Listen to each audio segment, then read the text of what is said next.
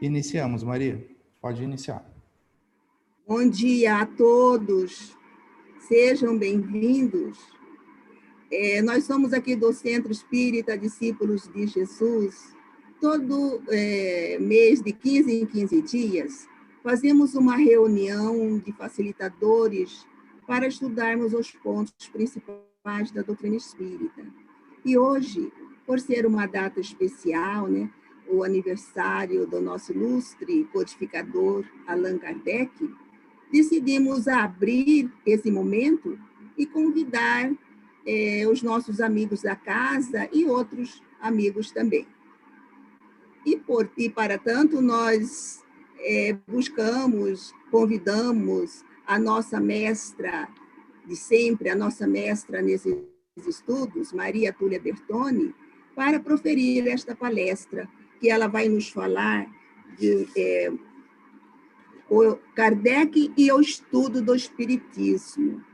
Maria Túlia Bertoni, ela é coordenadora adjunta da área de estudo do Espiritismo na Federação Espírita Brasileira.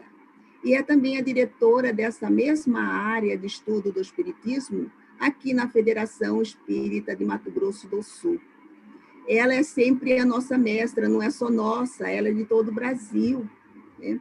E é difícil, às vezes, buscá-la para nós. Graças a Deus, ela está conosco nesse dia, né? E para iniciarmos esse momento brilhante, que tenho certeza que será, convidamos a nossa querida presidente da Federação Espírita de Mato Grosso do Sul, Darlene Bittencourt, para fazer a prece inicial. Nosso bom dia a todos, e que Jesus nos ilumine uma vez mais. Me permita, Maria de Jesus, NE, só uma fala. A Túlia, como foi apresentada como Maria Túlia, ela também foi responsável pela implantação do ESG, né, aqui em Mato Grosso do Sul, e respondeu pela presidência da Federação Espírita do nosso estado por 12 anos. Então, realmente, ela é, assim, o nosso referencial, né? Fica aqui a nossa gratidão, acho que de todos nós, por podermos compartilhar nessa existência com a sua presença, sempre amiga, sempre muito lúcida, né? Nos auxiliando na caminhada. Obrigada, minha prece querida. Então, vamos aqui, irmãos queridos, elevar o nosso pensamento a Deus, nosso Pai, a Jesus, nosso Mestre, modelo e guia de nossas vidas. Nesta manhã, juntos, elevemos o pensamento para agradecer ao insigne codificador da doutrina espírita, Allan Kardec, que legou para a humanidade ensinamentos, reflexões, estudos profundos, advindos da sua característica de pesquisador, mas que tenham auxiliado a todos nós que aceitamos, que entendemos que o Espiritismo é o que responde aos nossos porquês.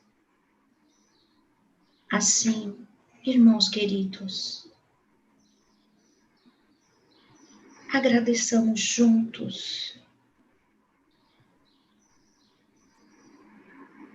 que seja nesta manhã e todos os dias a nossa homenagem a Allan Kardec,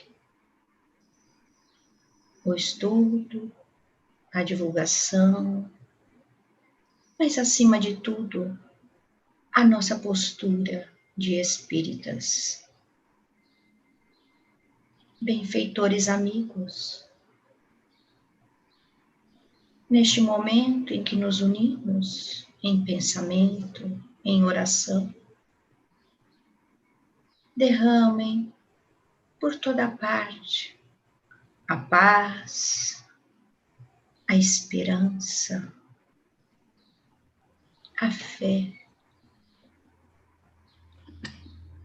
e aqueles, os mais necessitados, Jesus, sintam nesses instantes eflúvios de paz e de harmonia. Em especial, rogamos a inspiração, a intuição, a nossa querida Túlia, que esta manhã nos conduzirá nas reflexões necessárias a todos nós. Abraça-nos, Mestre querido, e fica conosco, hoje e sempre. Que assim seja.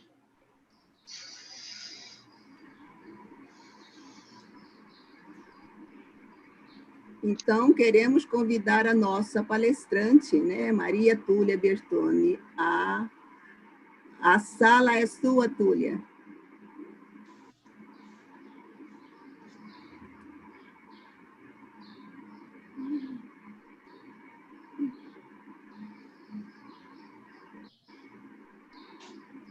Fazendo igual a minha presidente, né, deixando o som fechado.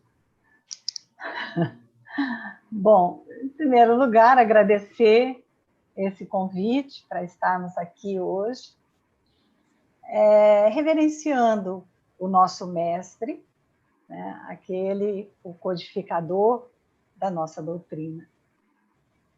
E também pedindo e agradecendo ao nosso mestre Jesus, modelo e guia para a humanidade. Agradecendo, nem vou precisar agora porque a nossa presidente estava aqui, mas a gente sempre agradece em nome da federação por estarmos com essa oportunidade, principalmente de fazer essa reflexão sobre o nosso mestre, sobre o nosso codificador. Então, eu só um... cadê Maria de Jesus? É das 9 até 10h30? Isso. Ou até 10? Tá. Até 10h30. Só para eu controlar o tempo, tá? Então, nós vamos começar falando exatamente de Jesus, que é realmente o nosso mestre. E também quero confessar a vocês que eu fiquei muito emocionada. Eu estou me recompondo pelas palavras carinhosas das minhas amigas, mas eu sei que foi muito pouco, pelo tanto que eu já vivi. Foi uma atividade realmente que me trouxe muito, muito aprendizado, muita felicidade, mas eu estou sempre me sentindo em débito com a espiritualidade amiga. E eu acho que essas reflexões a gente começa a fazer, como Cecília Rocha dizia, quando a gente descobre que a gente tem mais passado que futuro, pela idade que a gente já tem, né, de caminhada. Mas nós vamos começar com o pensamento em Jesus e eu vou compartilhar com vocês a apresentação. Os meninos que estão aí, o Paulo, o Tom, não sei se ainda estão para cima, então me ajude aí se tiver algum problema, tá?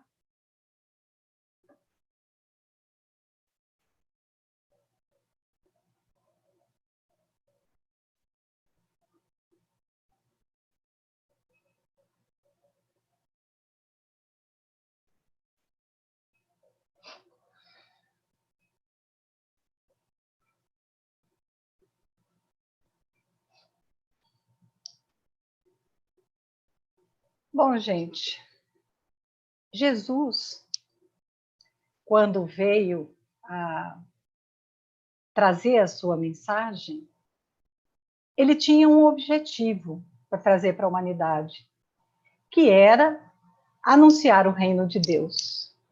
Ele tinha que trazer a boa nova. E quando ele para cumprir com essa missão que ele trouxe, ele teve que fazer algumas complementações, algumas modificações. Então, para cumprir com a sua missão, ele teve que, em primeiro lugar, descomplicar o ensino da lei. Que lei?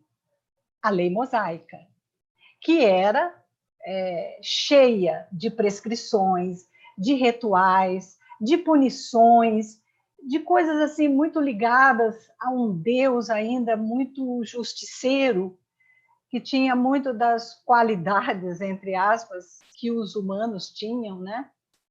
Então, Jesus, a primeira coisa, ele teve que descomplicar esse ensino ou a lei mosaica. Tanto é que ele diz, eu não vim destruir a lei, mas sim complementá-la. Ele teve também uma outra missão, vamos dizer assim. Ele teve que passar a instrução do aspecto controlador, que naquela época era os 10 mandamentos, né? Para um aspecto realizador. Então, vamos explicar o que é isso. O aspecto controlador que os judeus naquela época seguiam era da lei mosaica. Então, vocês vejam bem, os 10 mandamentos, que seria aquele código de ética ou código comportamental daquela época, tinham pelo menos dos 10 mandamentos, 7 começava com a palavra não. Então, era um controlador. E a gente sabe, né, que era necessário naquela época que tivesse toda aquela estrutura e que Moisés complementa no Levítico, onde ele vai, em cada um daquelas citações, ele foi colocando uma lei para aquele povo, para a organização daquele povo hebreu naquela época. Então, Jesus passa, então, a instrução para o aspecto realizador, quando ele diz, vós sois luzes, fazei aos outros o que gostarias que fizessem a vós.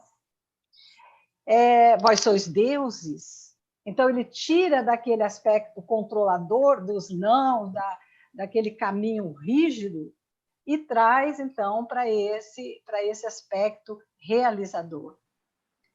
Ele tinha também, para poder cumprir aquela missão que ele trazia, ele tinha que desenvolver e adaptar aqueles ensinos ao adiantamento moral do povo. Então, a primeira coisa e mais difícil que ele tinha que fazer é mostrar aquele Deus Pai, amoroso, bom e justo. Porque até então era aquele Deus com as características humanas, né, que estava lá no Antigo Testamento. E mais ainda, ele tinha consciência de que ele tinha que estender tudo isso, toda essa mensagem, a todas as criaturas, e não só ao povo hebreu, que se achavam até então como o povo escolhido por Deus. Então, você vê que não era muito fácil o que ele tinha que fazer, né, para poder passar essa mensagem, anunciar essa mensagem, que era a construção do reino de Deus dentro de cada uma das criaturas. Então, ele teve uma estratégia. Qual foi a estratégia de Jesus? Primeira convocação dele, ele chama 12 apóstolos, que seriam os 12 multiplicadores.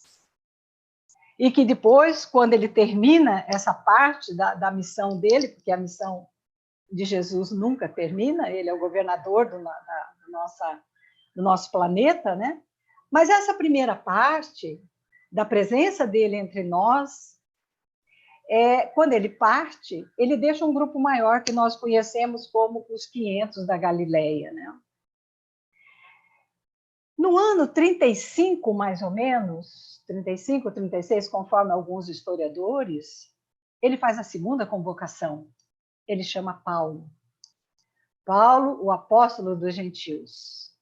Aquele que levaria a mensagem ali daquele mundinho ali fechado, né, da Palestina, levaria para o mundo ocidental. Na realidade, em Roma já existiam alguns cristãos, mas quando Paulo chega, é um incentivo diferente, né? Porque dali onde ele ficou até a sua morte, decretada por Nero, né, no ano provavelmente 64, 67, ele tem a oportunidade, então, de falar sobre a mensagem do Cristo, de quem era o Cristo, e ser realmente aquele célula viva do cristianismo inicial. Mas ele precisou, Jesus, na sua estratégia, de fazer uma terceira convocação. E ele chama, então, Kardec, o que a gente chama de o apóstolo da nova era, né? A gente agora parando e fazendo uma retrospectiva, a gente vai ver que a vinda de Kardec, ela obedeceu realmente à determinação superior em atendimento a uma promessa que o Cristo nos fez antes de partir. Ele diz: e eu rogarei ao Pai, e ele vos dará outro consolador, para que fique convosco para sempre.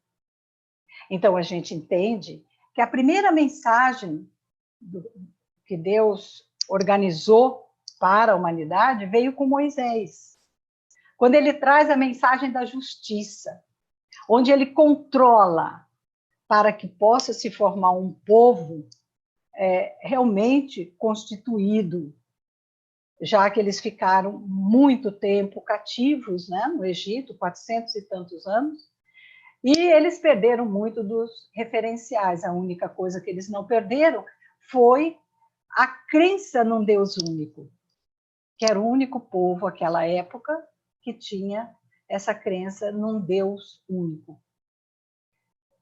A segunda veio com Jesus, a mensagem, mas era a mensagem do amor. E o que eu quero dizer é que e o Cleidson falou isso muito bem na live que ele fez, quinta-feira, que essas duas mensagens vieram personalizadas na figura de Moisés, na figura de Jesus, e a terceira não veio personalizada em Kardec, mas sim na doutrina espírita, porque ficará conosco eternamente. Então, o professor Hippolyte Léon Denisard Rivail, ele renasce em Lyon, na França. Todos nós sabemos disso. Só para dar, assim, contextualizar o professor, né, o nascimento dele em 3 de outubro de 1804. E ele renasce numa família católica. E essa família, dizem os historiadores, elas eram ligadas à área, né, da advocacia, da magistratura. Herculano Pires, de uma forma muito criativa e até poética, ele diz que Allan Kardec, na realidade, nasceu em 18 de abril de 1857. Nasceu em Paris. E ele diz ainda que a sua certidão de nascimento não foi passada em cartório, como a do professor Hippolyte Léon, mas sim, ela foi exposta ao público com o lançamento do Livro dos Espíritos. Eu acho essa imagem maravilhosa, porque ali realmente nasce a figura, né? O professor assume o pseudônimo de Allan Kardec, que a gente sabe também que é de outra encarnação, quando ele foi um sacerdote druida e tal. E nós sabemos também que ele desencarna em março de 1869, depois de complementar as obras que constituem a nossa doutrina. Nós já sabemos também, todos nós estudiosos, né, da doutrina, que ele foi educado no Instituto Yverdon, ou Yverdon, que é uma escola protestante suíça, aquela época sob a direção do professor Pestalozzi. E foi um notável educador, humanista e pioneiro da reforma educacional.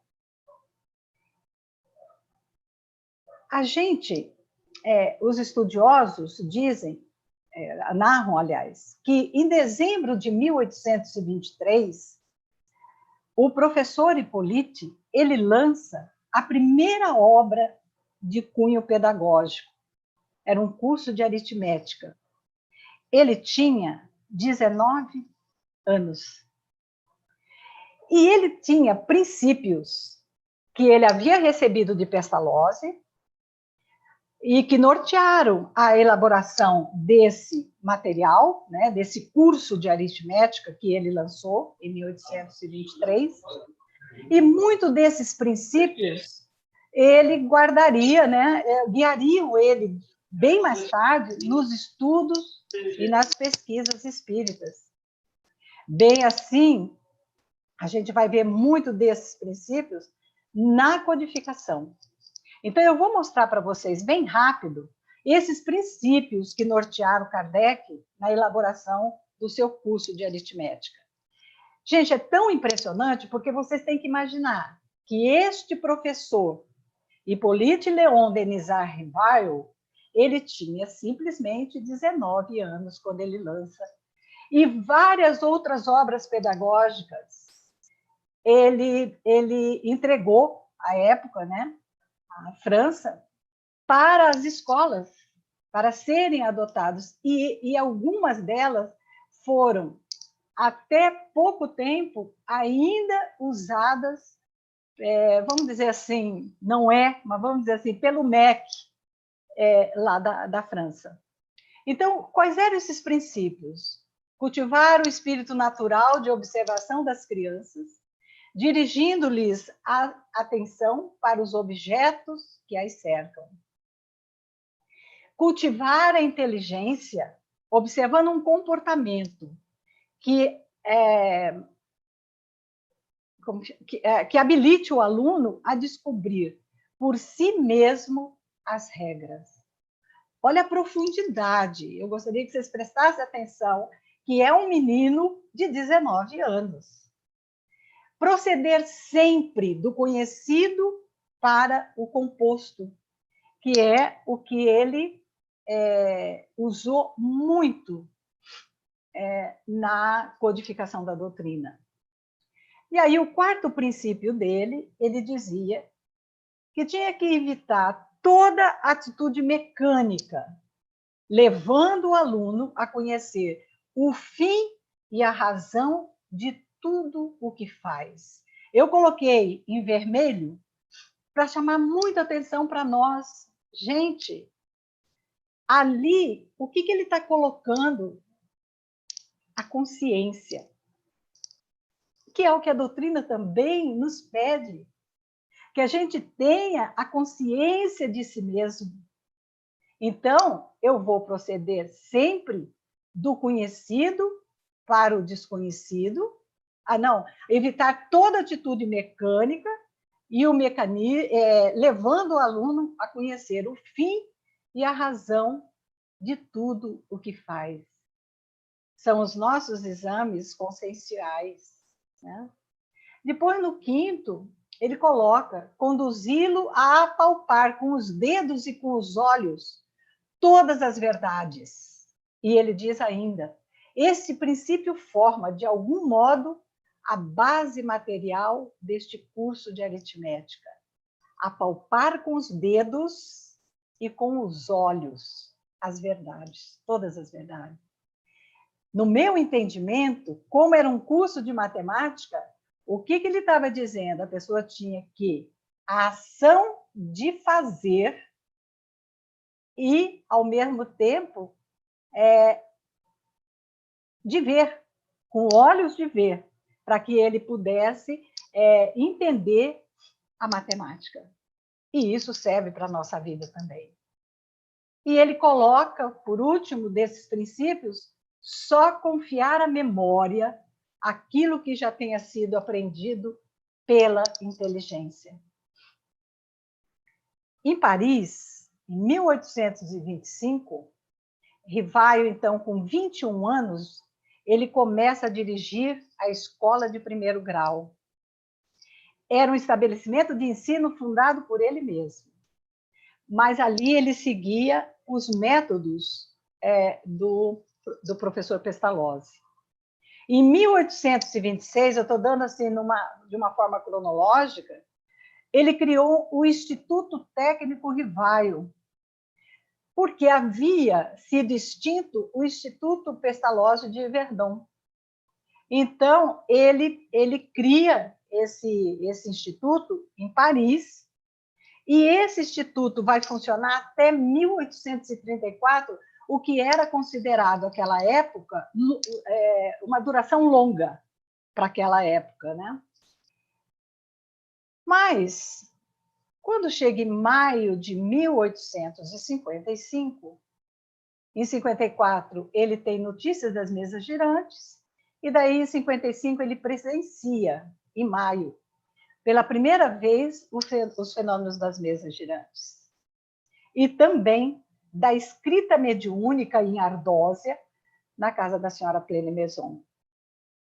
E ali, Kardec diz que ele compreende a seriedade do assunto. Quando estava todo mundo fazendo perguntas, brincando, aquilo eram brincadeiras de salão, ele compreendeu a seriedade do assunto e passa a frequentar, então, as reuniões semanais na residência da senhora Bodin. Então, ele começa um estudo com critério científico. E ele, então, aplica o método experimental. E ele diz assim, em obras póstumas, observar, comparar e julgar essa regra que constantemente seguir. Então, vocês vão ver que as características do método experimental, ele tinha 7 pontos, né? Que ele, primeiro, observou, ele adota o método intuitivo-racional na codificação da doutrina, considera o valor da análise experimental e também como é que ele faz isso? Observando e usando do raciocínio na descoberta da verdade. Então, ele sustenta também a necessidade de proceder do simples para o complexo, como eu já tinha falado para vocês, e do particular para o geral. E consegue também, por meio de perguntas e respostas, ele estabelece as bases da codificação espírita. E obtendo, então, pela organização e sabedoria das perguntas, ele teve a excelência das respostas. Sueli Caldas-Schubert diz que aquelas perguntas que Kardec fez, na realidade, ele sabia as respostas. O mais interessante que seria foi a elaboração daquelas respostas, daquelas perguntas, desculpe, como o Cleidson colocou. Porque para que a gente obtenha excelência de resposta, a gente precisa saber elaborar as perguntas. Então, Kardec, com esse método experimental, ele fez todos os passos de uma apresentação, né? Porque ele fez a observação, fez o registro, fez a comparação dos dados, analisou, sistematizou, concluiu e publicou. Muitas das vezes, essas pessoas, né, não fazem todos os passos de uma publicação, vamos dizer assim, científica, né? Mas Kardec também tinha critérios para poder organizar dessa forma, para fazer a nossa... E ele fala muito sobre isso em todas as nossas... em todos os livros da codificação, obras póstumas, revista espírita, ele sempre fala dos critérios da universalidade dos dados, da concordância, da linguagem, da lógica e do bom senso. Esses são os critérios que Kardec usou na codificação e em toda a sua vida. Então, vocês vão ver a universalidade, a concordância, a linguagem e a gente ter lógica e bom senso. A gente tem visto, atualmente, e principalmente nesse período que nós estamos vivendo de pandemia, as pessoas recebendo mensagens e colocando nas redes sociais, que quando você lê, você fala, não, mas isso aqui... Aonde? Como? Este é um momento, e os espíritos nos têm avisado e nos têm alertado, que é um momento muito perigoso que nós estamos vivendo. Porque todos nós agora podemos alcançar um mundo, um universo muito maior do que aquele que nós estávamos acostumados a divulgar a nossa doutrina, que era dentro das casas espíritas. Então, é um momento de reflexão, da gente usar estes critérios de Allan Kardec, principalmente da universalidade. Ele tinha vários médiuns em vários lugares, e ele, usando desse método dele, ele observava, ele registrava, ele comparava, ele analisava, ele sistematizava. Nós não. Nós estamos pegando toda e qualquer informação que espírito nos dá através de uma psicografia, ou seja lá, e a gente já coloca aquilo como verdadeiro. Então, que a gente tenha e que traga para nós, para o nosso dia a dia, esses critérios que Allan Kardec usou na codificação e usou em todas as suas obras. O critério, principalmente da observação, da comparação, da análise. Não é porque o espírito assina, se vocês pegarem o céu e o inferno, vocês vão ver, quando ele coloca mensagens apócrifas, vocês vão ver que a mensagem é lindíssima, assinada assim por nomes, e Kardec refuta, porque não passa pelos critérios que ele colocou aqui, e que ele coloca várias vezes, basta a gente estudar as obras de Kardec. Então, a tarefa de Kardec ela foi gigantesca pela sua complexidade, a própria sistematização da doutrina espírita, né? E foi difícil, pelos múltiplos problemas que existiram, e que eu vou passar muito rápido, principalmente o século XIX, porque ele se caracterizou, esse século, pelo surgimento das doutrinas materialistas. E essas doutrinas materialistas, elas influenciaram as concepções humanas, elas influenciaram as instituições da época, a organização social, as ciências, os usos e costumes.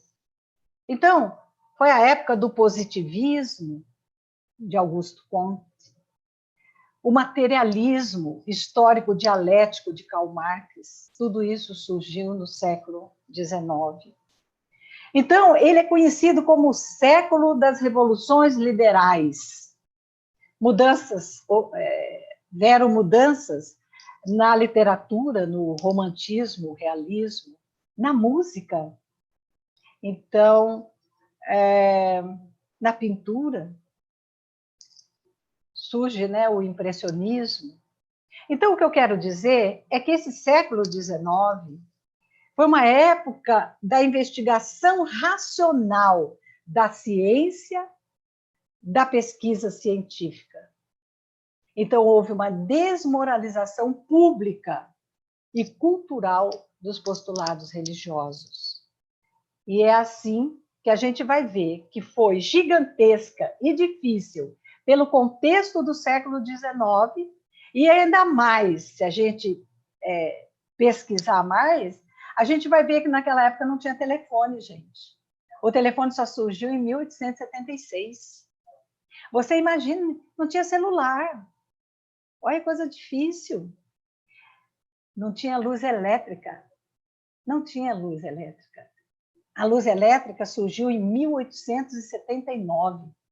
A nossa doutrina foi lançada em 1857. Portanto, teve todo o período de elaboração dessa doutrina através desse método que eu mostrei para vocês, onde não havia telefone, luz elétrica, rádio, fonógrafo, não existia máquina de escrever. A máquina de escrever só apareceu em 1870. Não tinha automóvel, só em 1885. Então, Kardec fez as suas viagens, e que eu recomendo vocês a lerem esses livros que falam das viagens de Kardec. Ele fez de locomotiva, que andava numa velocidade impressionante de 50 quilômetros. E aí nem falar, né? Não existia televisão, não existia nada disso. Mas ele codificou as 5 obras, que são as nossas obras básicas, que são os alicerces da doutrina espírita. É uma construção. E nós temos, agora vai ter uma campanha que a FEB vai estar lançando novamente, do Comece pelo Começo. Vamos estudar as obras básicas. E vocês veem aí que elas são os alicerces da nossa doutrina. Porque tudo veio, as obras subsidiárias e todas essas obras que agora estão sendo lançadas, a gente precisa ter o embasamento, o conhecimento das obras básicas. Em respeito também ao trabalho de Allan Kardec. Ah, mas eu não quero ler o Céu e o Inferno. Eu não quero ler a Gênesis. Não é querer. Você tem que conhecer para você ser espírita. Principalmente nesses finais de tempo, nessa grande transição planetária que nós estamos vivenciando, porque nós pedimos para estar aqui neste momento. Isso não é castigo, isso não é imposição. Nós pedimos e Deus nos concedeu a oportunidade de estarmos vivenciando estes finais dos tempos, como Jesus nos preveniu e previu lá no sermão profético. Então, gente, nós temos que estudar as obras básicas. E só para aliviar um pouquinho, olha o lugar onde foi lançado o Livro dos Espíritos em abril de 1857.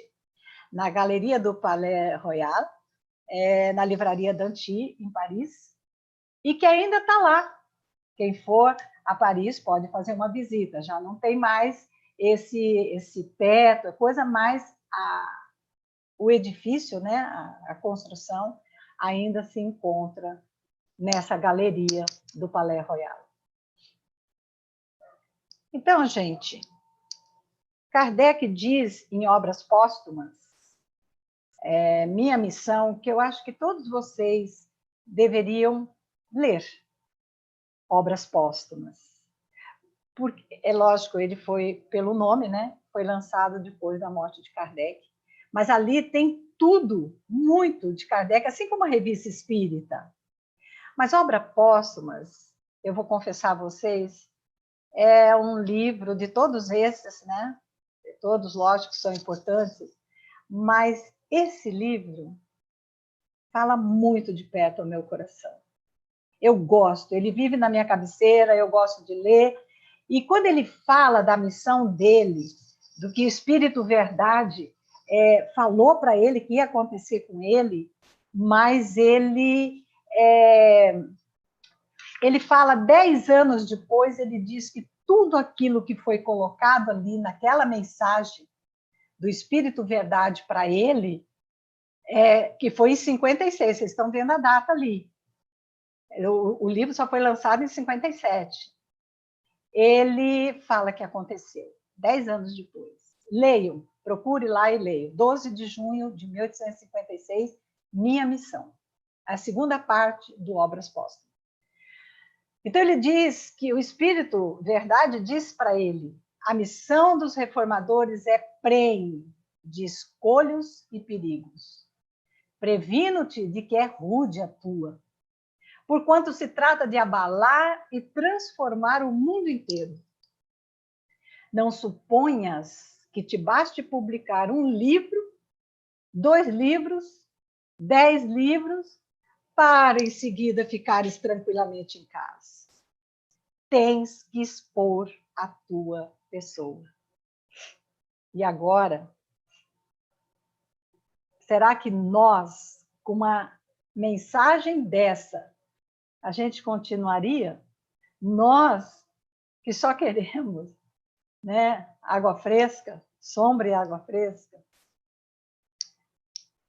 Existe um companheiro nosso na federação que um dia a gente estava reclamando muito das nossas viagens, né, e eu querendo que o estado fosse dividido mais uma vez, porque tem algumas URIs que são longe, né? Por exemplo, Corumbá, Costa Rica, Paranaíba, são lugares longes para você ir, né? E eu querendo que dividisse novamente o estado para ficar menor. E aí ele falou que, para que a gente lembrasse de Paulo, né? E ele falou uma coisa assim que a gente nunca mais esqueceu. Nós estávamos juntos, né? Acho que Darlene também. E aí ele falou: juraste morrer pela pátria, nem ferido fostes? Você sabe de quem que a gente está falando, né? Vocês sabem. Aí, a gente não quer mesmo, a gente cansa. Você imagine, essa mensagem do Espírito Verdade, ela é longa. Procurem lá, leiam para vocês verem se não era para Kardec ter desistido. E ele realmente enfrentou muitas lutas. O primeiro tiro veio da imprensa, ele diz. Mas Kardec compreendeu que os ataques se transformaram num meio de divulgação do espiritismo. Olha a grandeza desse espírito. Ele não debateu com sensacionalistas, mas ele procurou esclarecer aqueles que usaram de bom senso, aqueles que fizeram as inquisições, mas que ele via realmente naquelas pessoas aquela necessidade de saber, e não para fazer matérias sensacionalistas. Isso está nas revistas espíritas, a gente fez uma pesquisa. Ele teve também uma luta muito grande com a igreja, a partir de 1861. Então, eles começaram a atacar a moral do codificador. E eles usavam uma revista, La Bibliographie Catholique.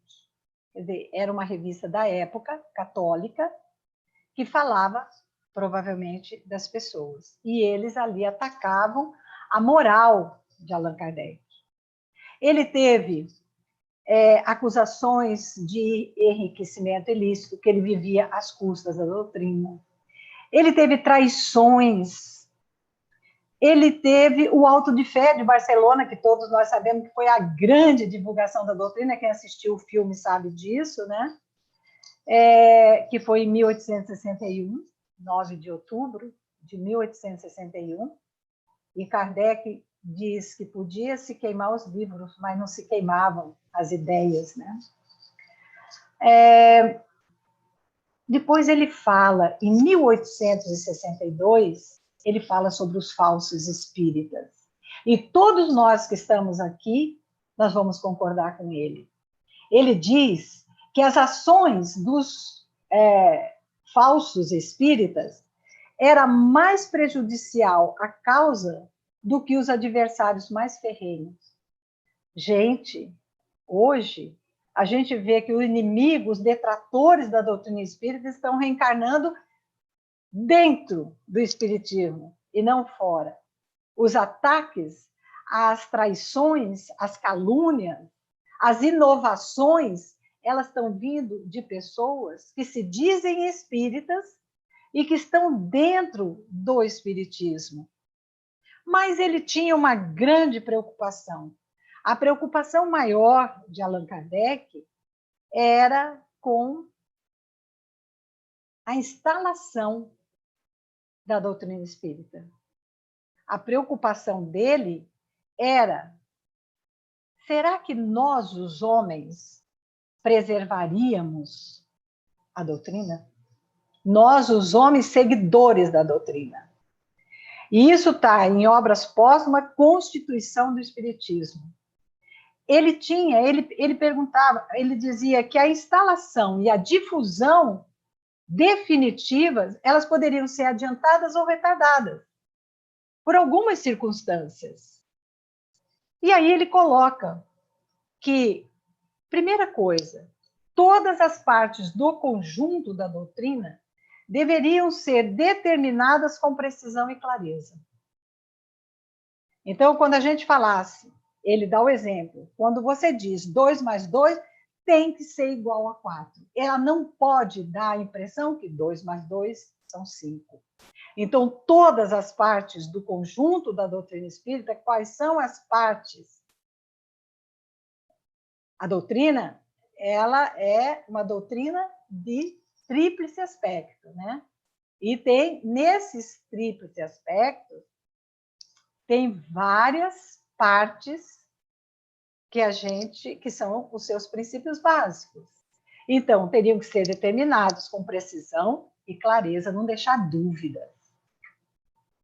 Segundo, que eu acho mais importante ainda, não atravancar a doutrina espírita de princípios que possam ser considerados quiméricos e fazer jus, palavras de Kardec, a que arrepilam os homens positivos. O que quer dizer isso? Não sair das ideias práticas. E, de repente, a gente vê casas espíritas, pessoas espíritas, colocando, inserindo coisas nas nossas casas espíritas que não é prática espírita. Tem o seu valor, tem a sua utilidade, mas não dentro da casa espírita. Casa espírita se professa a doutrina espírita, a prática e a doutrina. O terceiro ponto que ele coloca é o caráter essencialmente progressivo da doutrina. E agora acham que esse caráter progressivo é fazer um novo livro dos Espíritos, é resumir a Gênese. Não é isso, gente. Esse caráter progressivo é acompanhar a ciência. É isso que ele coloca. Joana de Ângeles, através do Divaldo Pereira Franco, diz que no livro dos Espíritos tem coisas para serem descobertas para mais de 500 anos. Então, vamos tomar cuidado com o que esse caráter progressivo da doutrina. E ele fala também, né, da organização, de como que deveria ser feita, uma direção central superior, que seria a guarda vigilante da unidade doutrinária. Então, não teria o chefe do espiritismo, mas teria uma constituição, né, de uma diretoria. E a gente vê muito isso na Revista Espírita, e agora eu vou fazer um comercial. Nós temos esse estudo que é coordenado pelo Cleidson, toda segunda-feira, agora virtual, da federação daqui do nosso estado. E a gente vê, nós estamos numa parte muito boa, quando ele está falando de grupos, e a gente vê isso, né, que quando é uma coisa coletiva, onde existe uma diretoria, você divide responsabilidades e resultados. Então, Kardec já dizia isso, né, que seria a guarda vigilante da unidade doutrinária. Na Gênese, Allan Kardec diz assim, e eu acho que é muito importante isso para nós: dizem-nos de todas as partes que são chegados os tempos, marcados por Deus, em que grandes acontecimentos se vão dar para a regeneração da humanidade. Isso no último livro, o livro de 1868 da Gênesis. Então, nós estamos vendo que os tempos são chegados mesmo, né? E qual é o objetivo da doutrina, que nós não podemos perder o foco? Qual é o objetivo da doutrina? A transformação moral da humanidade. E aí, na pergunta 783 do Livro dos Espíritos, Allan Kardec faz um comentário. As revoluções morais, se o objetivo é a transformação moral da humanidade, olha o que Kardec diz sobre isso. As revoluções morais, como as sociais, se infiltram nas ideias pouco a pouco. Germinam durante séculos. Ele estava falando lá em 1868. Nós estamos em 2020. Depois irrompem subitamente e produzem o desmoronamento do carunchoso edifício do passado. Olha a profundidade desse comentário de Allan Kardec na pergunta 783 do Livro dos Espíritos. Eu não vou dizer qual é para que vocês possam procurar. Pergunta 783. Vão lá e leiam para vocês verem se não é atual. Então, o que a gente vê de tudo isso? Que é pela educação, mais do que pela instrução, que se transformará a humanidade. Isso também está em Obras Póstumas, que eu acabei de falar para vocês, é de Allan Kardec, está no Credo Espírita. E aí eu pergunto, o que é educação? E lá também, no comentários de Allan Kardec, né, na pergunta 685, ele diz que é a arte de formar caracteres, a que incute hábitos. E aí ele fecha, é o conjunto de hábitos adquiridos. E daí eu pergunto para vocês, pena que não seja presencial, que eu poderia esperar vocês responderem para mim. Quando que começa e quando termina a educação? Então, do ponto de vista espírita, a educação não começa no berço, nem termina no túmulo, porque ela antecede o nascimento e sucede a morte do corpo físico. Isso quer dizer que a educação é um processo permanente do aperfeiçoamento do espírito. É o despertar das suas potencialidades, e aí a gente volta lá naqueles princípios daquele menino de 19 anos que se norteou naqueles princípios para poder lançar, para poder elaborar o seu curso de aritmética. E é o despertar das suas potencialidades não só numa existência, mas eternidade afora, né? E Kardec também vai nos dizer, em Obras Póstumas, no projeto 1868, essa frase, todos nós sabemos, nós que estudamos e que participamos do ESD, do curso regular do Espiritismo, que seria professado com o fim de desenvolver os princípios da ciência e difundir o gosto pelos estudos sérios. Olha só, ele considerava esse curso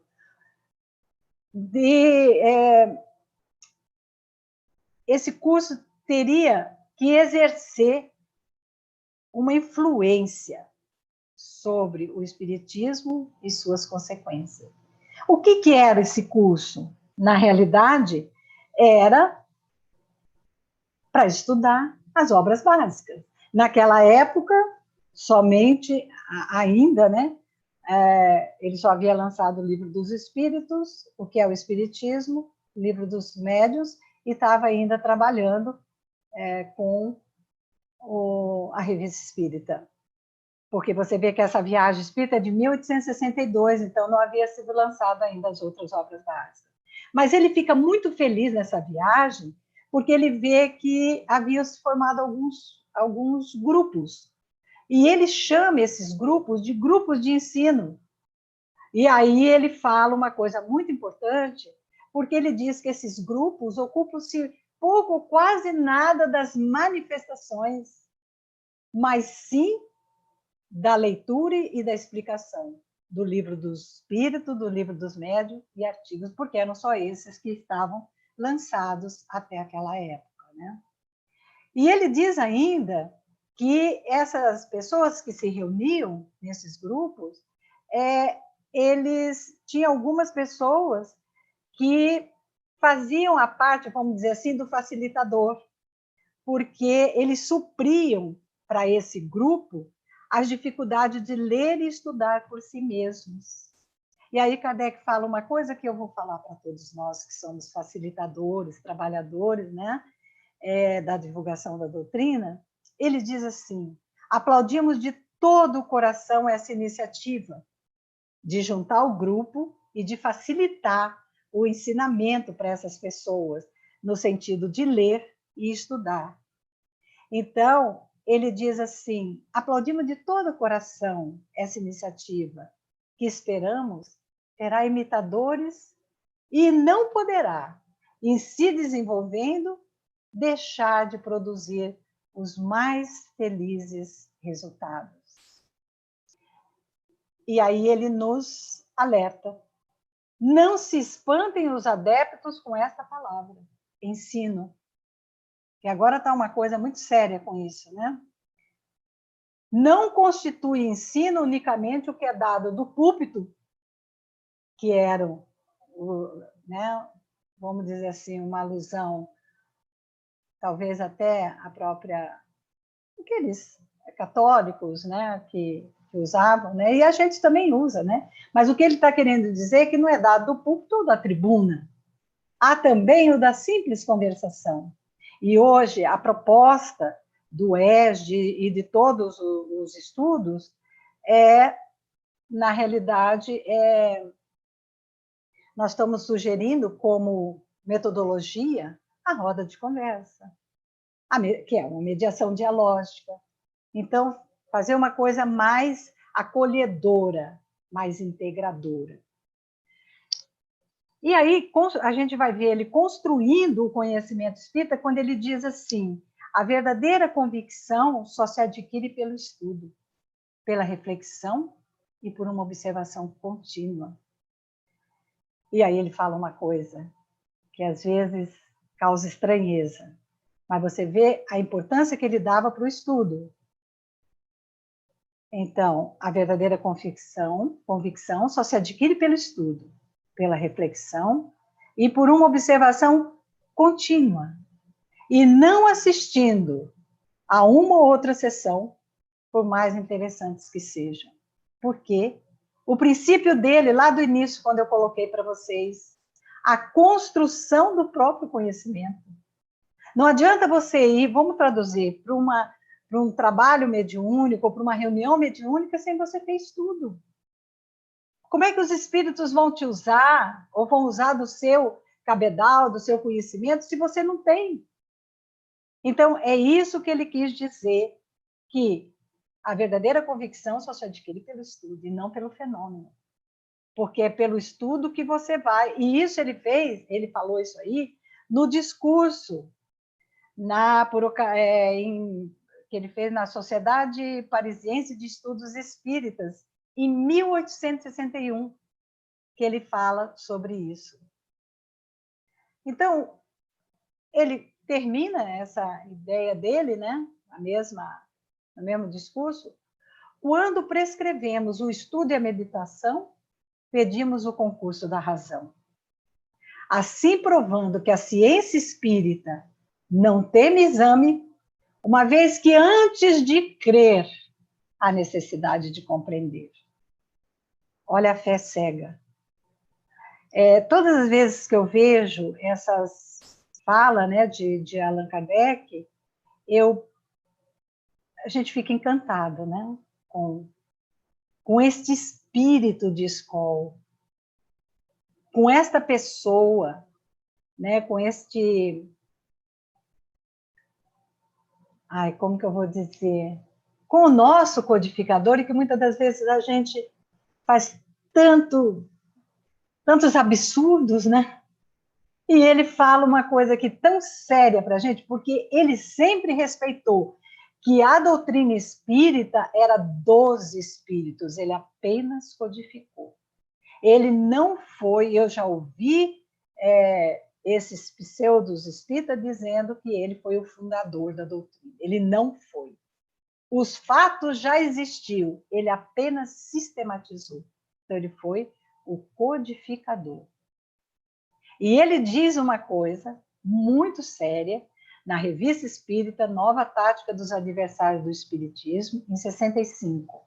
Ele já havia lançado o Evangelho segundo o Espiritismo. Então ele diz: é, pois, um dever de todos os espíritas sinceros e devotados repudiar e desautorizar abertamente em seu nome, em nome da doutrina, os abusos de todo gênero que pudessem comprometê-la, a fim de não lhes assumir a responsabilidade. Pactuar com os abusos seria tornar-se cúmplice e fornecer armas aos nossos adversários. Vejo muito espírita usando a tal da caridade, em nome da caridade, em cima do muro, esperando ver as coisas acontecerem, e é sempre aquela história: não, mas é para o bem. Gente, abra os olhos. Hitler, pelo bem da Alemanha, criou os campos de concentração, onde morreram, só de judeus, 6 milhões. Fora os ciganos, os homossexuais, as mulheres, vamos dizer assim, né? Equivocadas.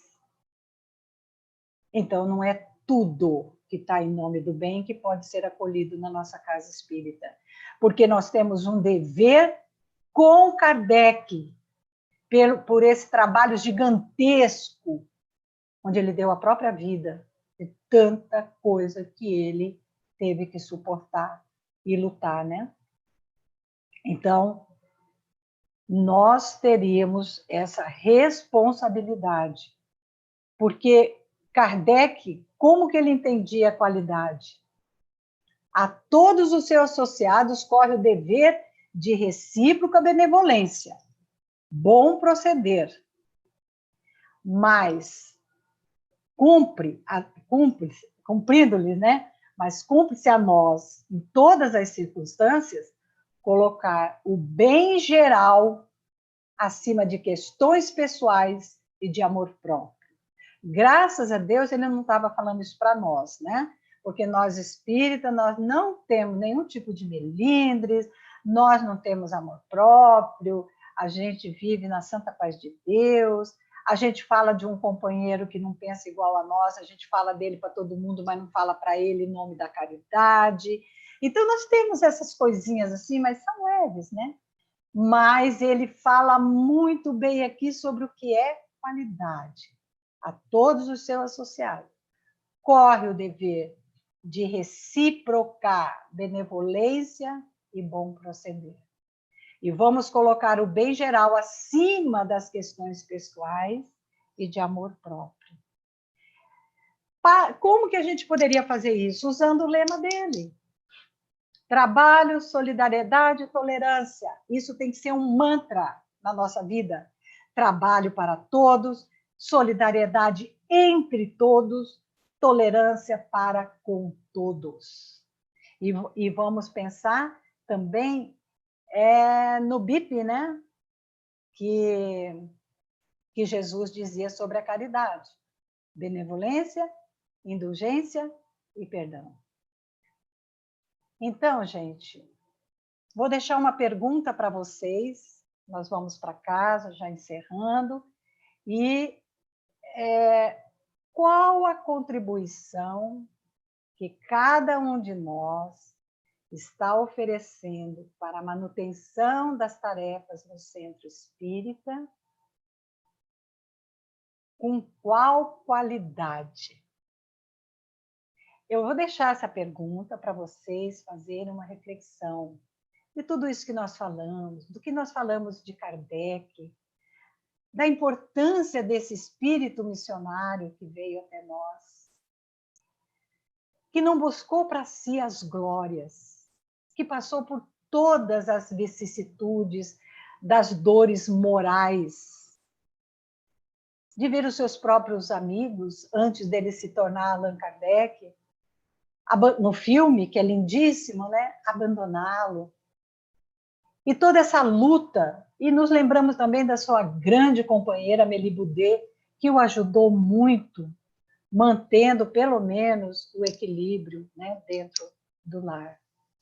Então, qual a contribuição que cada um de nós está oferecendo para a manutenção das nossas tarefas no Centro Espírita, em vista de tudo isso que Kardec nos falou?